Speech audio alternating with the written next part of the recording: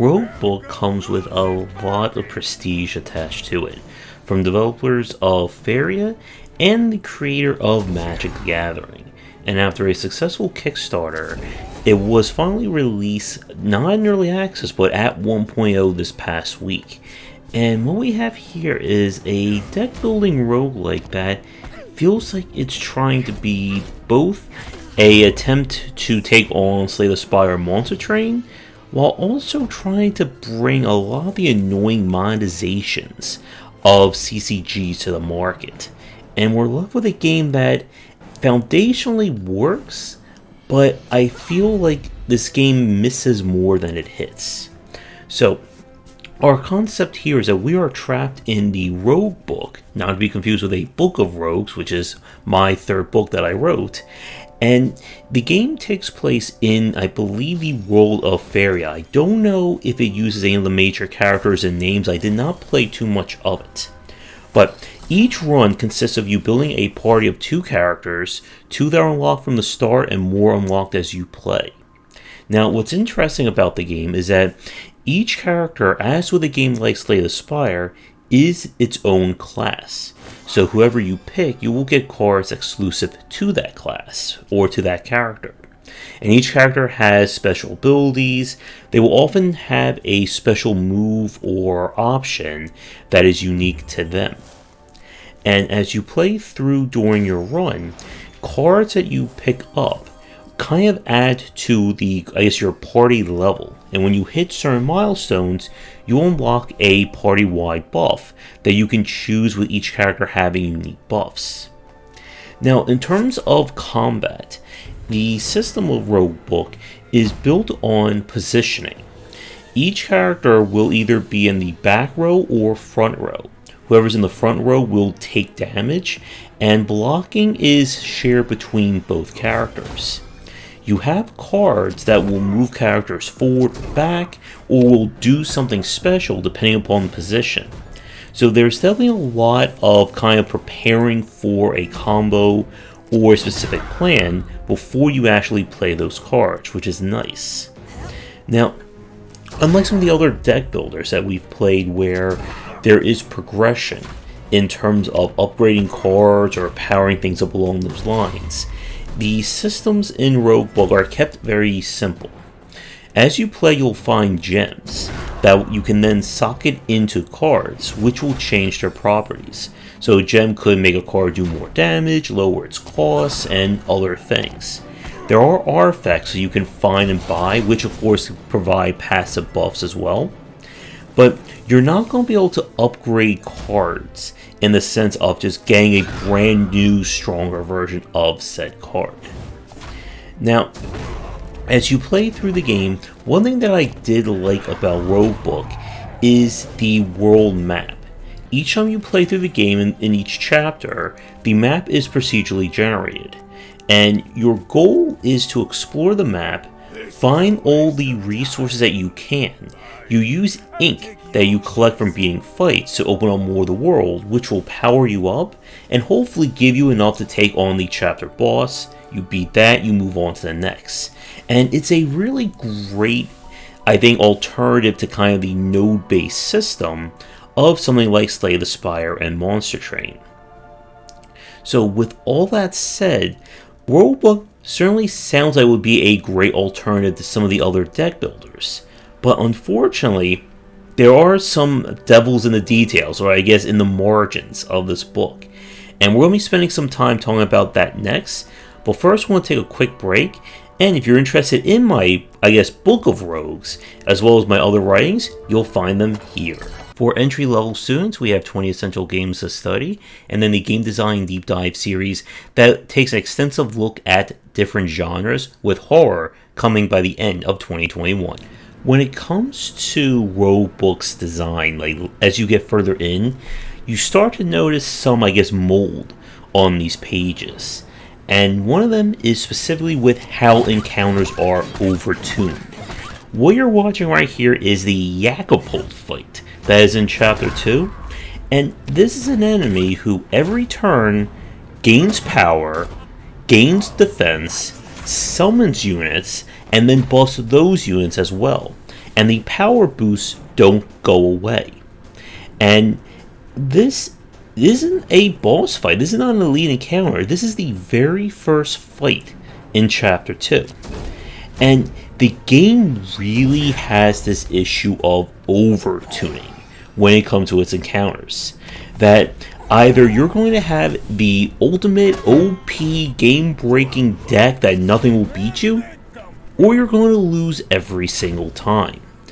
And it's one of those cases where the game really doesn't seem to give you enough tools in order to really experiment with builds and combinations, nowhere near the same level as, say, Slay the Spire or Monster Train. Both of those games allow you to do a lot more, thanks to the variety of possible combinations, as well as just the utility of cards. In this one, I did not see each character getting very diverse options, or being set up to have, your attacking build or your tank build. Basically, the red guy over there, he's your tank. That's it. That's his entire role. And this leads to some very big issues when it comes to balancing.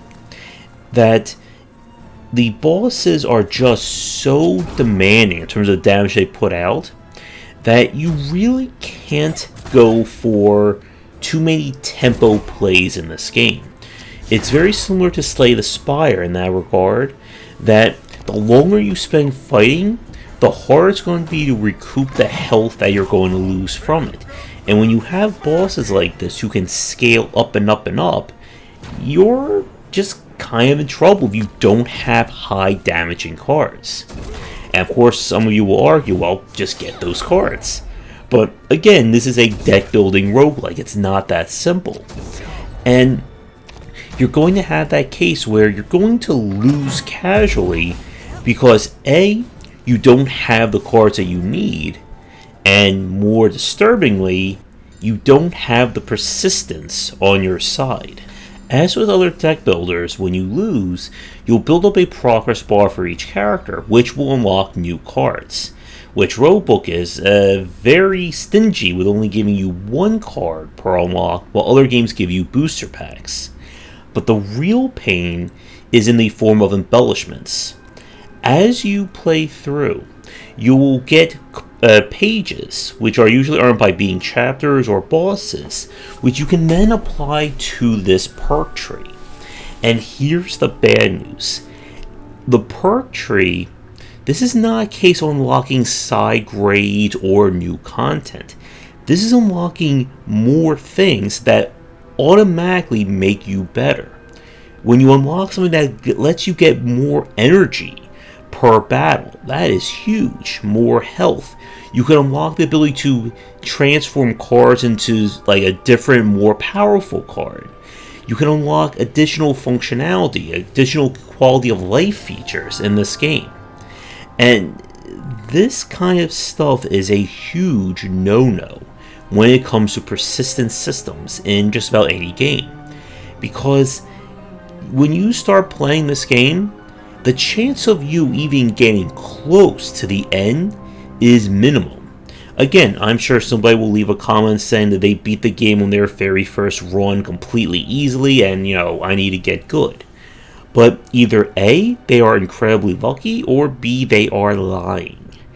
And this is a very big problem because it renders a lot of your early runs in Roguebook completely meaningless.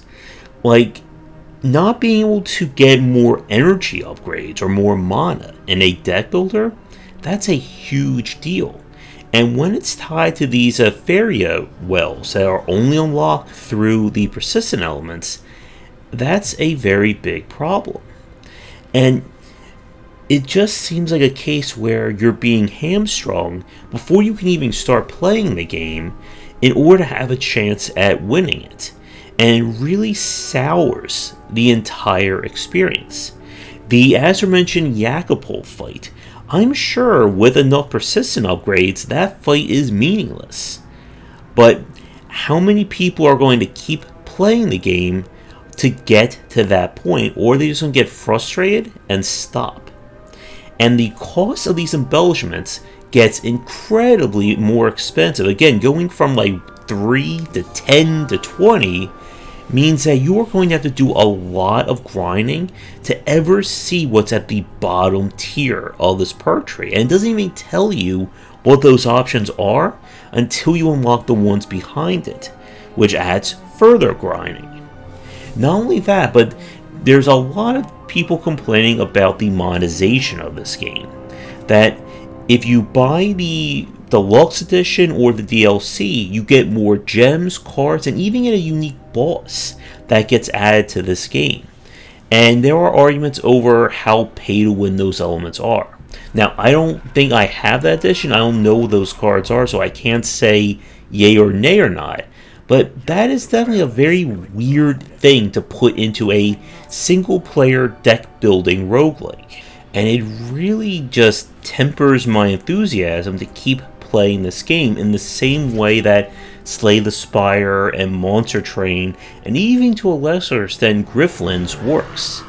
Because what's the point in just, grinding encounters to get the chance of these persistence, where in those games you start out good and you get better? And that's the important point about persistent elements. They shouldn't make it a requirement in order to have any chance at winning or to just be on equal footing. They should unlock more things that make the good stuff better, or give you more tools to play around with. And it shouldn't be taking you hours on end in order to get to that point. And I know developers have been hearing these complaints for a while, and even the issue with the Yakapult has been a complaint by their testers that they haven't fixed. I have no idea what they're going to be planning on doing with this game in terms of more content.